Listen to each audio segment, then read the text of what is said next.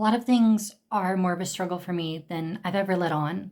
I'm perpetually terrified. I don't always feel comfortable saying hi to people. I mean, I like being around people, but conversation isn't always easy for me. As a kid, I didn't always know what to say. I get really anxious sometimes. I have anxiety. I have a reading disability and a learning disability. Vulnerability requires some level of comfort, a willingness to share yourself, and trust that the friends you open up to truly care about you. Usually, you open up when you feel safe, but in my case, what about my learning disability? I'm incredibly capable at some things, but sometimes it takes a lot of effort to put my thoughts together. It can be hard to switch topics, to remember all the things I want to share.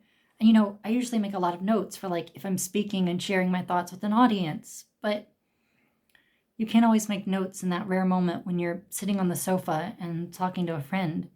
So, how can you feel safe around friends when you have to put so much thought into your words? When you just want to hold someone's hand or cry on their shoulder, but you have to think so hard to communicate.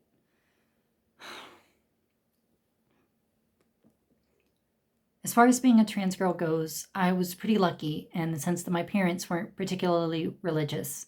But of course, what is the most prestigious place to send a kid to school if not the local Christian school? Kindergarten to 12th grade. I heard about Jesus when I really needed help managing my anxiety. I was told to turn to God when I just wanted to learn how to support my friends. And I heard how I was going to hell when I just needed someone to give me a hug. They knew we were destined for damnation if we didn't accept Jesus Christ, but no one could clamor up the clairvoyance to figure out that I had a learning disability, one that I was dealing with every single day. I was a pretty awkward kid. Shouldn't have been that hard. I mean, if you've got life after death figured out. It's been a half a decade since I was at South Lake Christian Academy, but it still hurts so much. I had to hide who I was for years from others and from myself, never really getting to learn who I was, which is really not great when you're a pretty emotional person with a learning disability. I never really got the friendships or support that I needed growing up. Boys don't really do talking about insecurities. I had so much potential to grow my kindness, to use my insecurities, my uncertainty, that incredible shyness that comes up when I just want to hug, that part of me with a deep connection to my learning disability and my anxiety.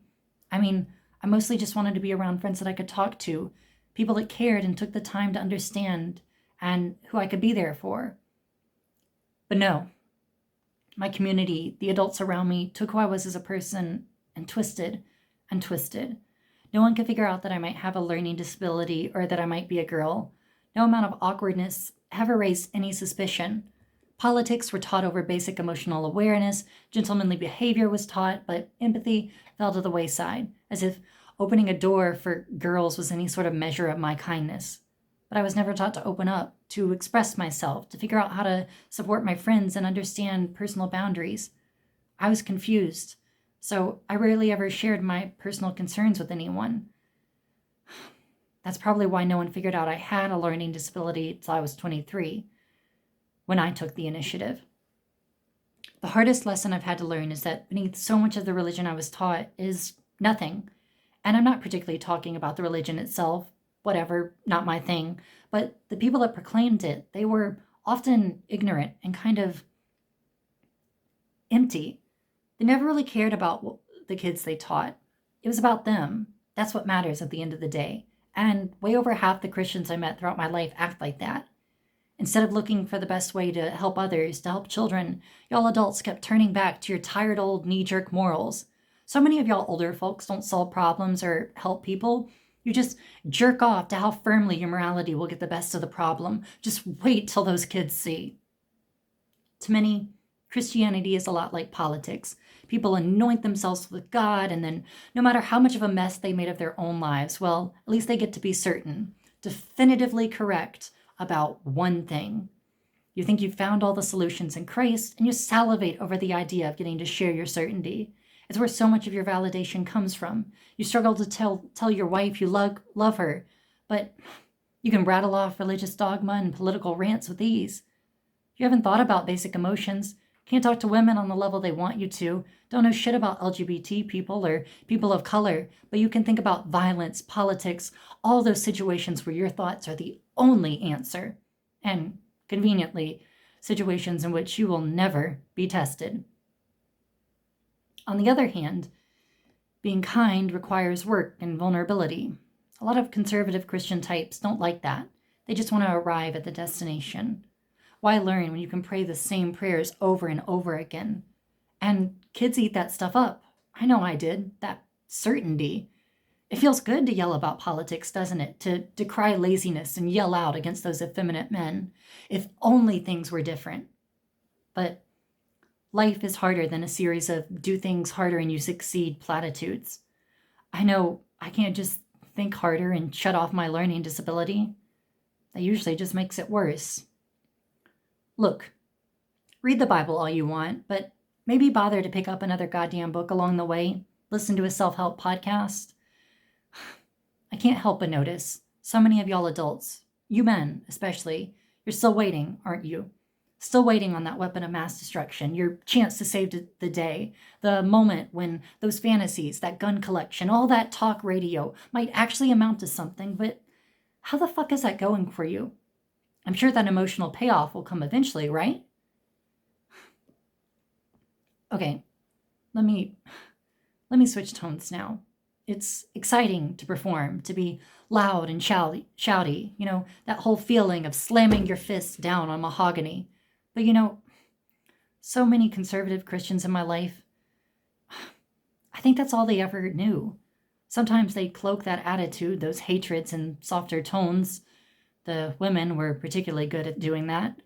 But it was always there. But that's not what matters.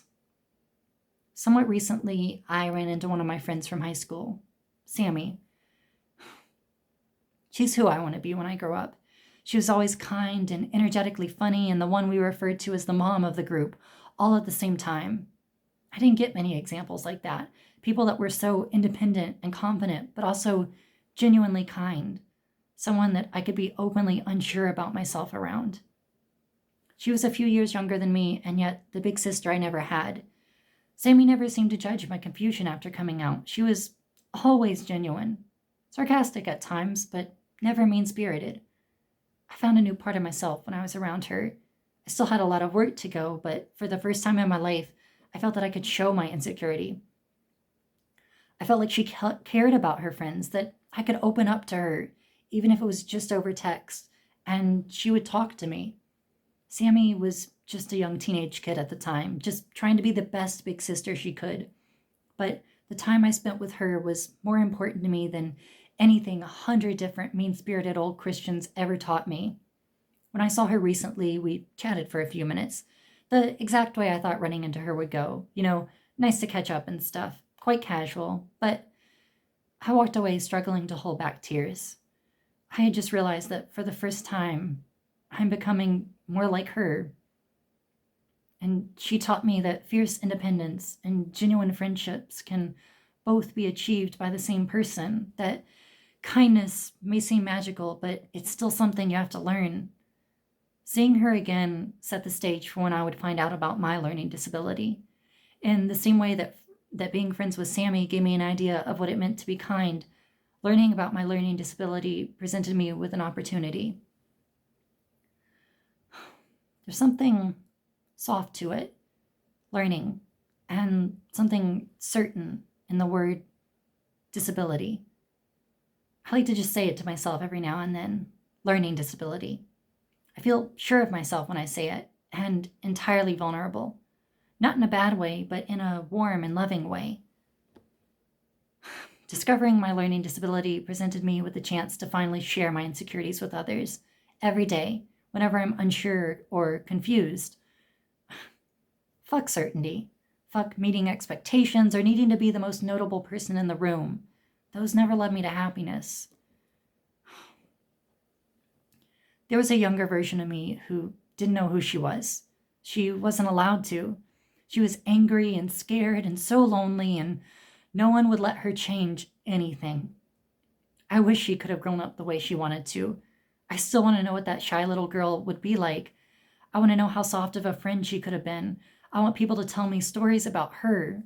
I don't care as much about retaking my childhood pictures or redoing prom night in a dress. I want to just effortlessly fall back into her memories, both the joyous and the awkward moments that come with being a young girl, the emotional journey that was taken from me. There's so much that I want to tell my younger self, so much she should have been taught, should have experienced one step at a time, growing day by day. I could get confused, but I was a wonderful listener. I just needed to take a step back every now and then. And I also needed to be me. I'm so sorry that the very best of who you are, of who you spent most of your childhood becoming, was hidden away. You deserve to have opportunities to share your struggles with your friends, to feel safe around them. You don't know this yet, but your insecurities are beautiful. Every single moment that you feel them is a chance to open up.